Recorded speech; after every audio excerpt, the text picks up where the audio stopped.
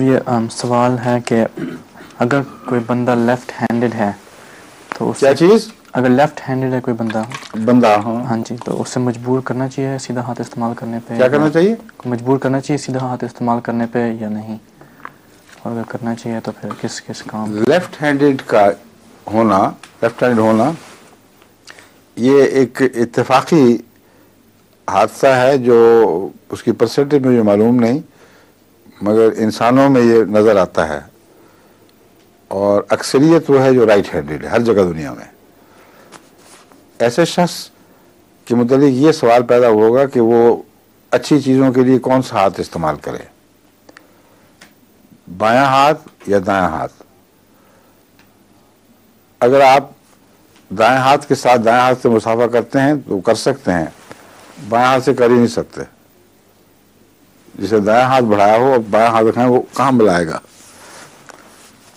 اور یہ ضروری نہیں ہے کہ ہر جگہ اسلام نے دائیں ہاتھ کے استعمال پر زور دیا ہو اتنا کہ جس کو آپ کھپچو کہتے ہیں بائیں ہاتھ والا، اس کا ہر فعل رد کر دیا جائے۔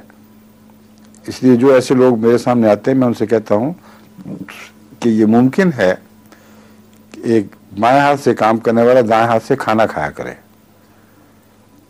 اور بائیں ہاتھ سے طہارت کرنا تو ویسے ہی زیادہ اس کے قریب ہے کہ وہ ہے ہی کپچو۔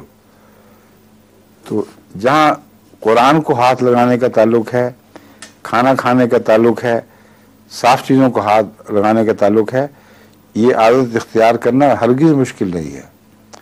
تو سلیکٹو ہو جائے، چنانچہ بعض ایسے بچے تھے انہوں نے کرنا شروع کر دیا، بالکل ٹھیک ہو گیا۔ میں ان کو بتایا کہ انگریز دیکھیں بائیں ہاتھ سے کھانا کھاتا ہے لیکن دائیں سے بھی کھا لیتا ہے، اور جو دائیں ہاتھ سے کھانے والے ہیں ان کو اس میں آکورڈ محسوس نہیں ہوتا۔ تو خصوصی کاموں کے لیے محدود دائروں میں ہاتھ کا بدلنا کوئی مشکل کام نہیں ہے، ہو سکتا ہے۔ بس ایسے شخص کا دائیں ہاتھ صاف ہی رہنا چاہیے، جب وہ مسافر کرے گا تو وہی ہاتھ میں لائے گا، سمجھیں؟